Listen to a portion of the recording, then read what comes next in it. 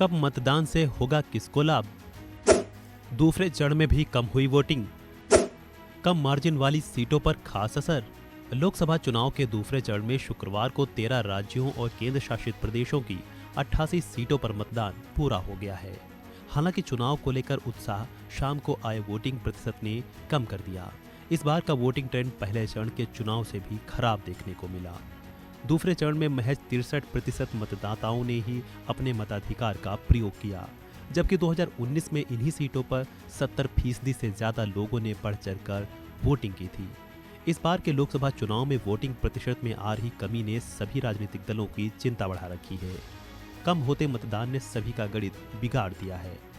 मतदान के लिए लोगों के घरों से बाहर नहीं निकलने को लेकर राजनीतिक दलों के साथ साथ चुनाव आयोग की भी चिंता बढ़ी हुई है।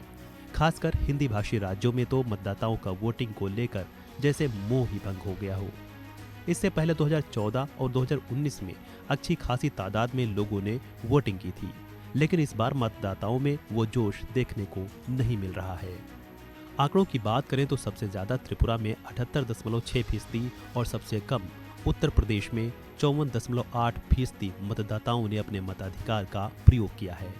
वहीं मणिपुर में 77.2%, छत्तीसगढ़ में 73.1%, पश्चिम बंगाल में 71.8%, असम में 70.8%, जम्मू और कश्मीर में 71.6%, तो केरल में 65.3% वोटिंग हुई। कर्नाटक में 67.3%, राजस्थान में 63.9%, मध्य प्रदेश में 56.8%, महाराष्ट्र में 54.3% और बिहार में 54.9% मतदाताओं ने वोट किया।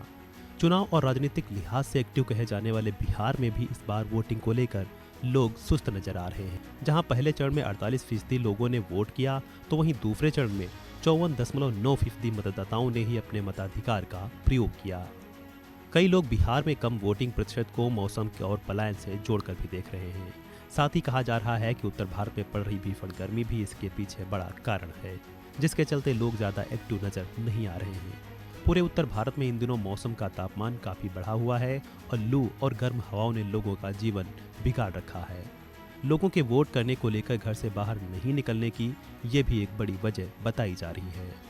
इस बार कम होते वोटिंग प्रतिशत को लेकर सियासी जानकारों का मानना है कि इससे सत्ताधारी दलों को फायदा हो सकता है, क्योंकि लोगों की धारणा रहती है कि वह मौजूदा सरकार से खुश हैं और वह बदलाव नहीं चाहते हैं।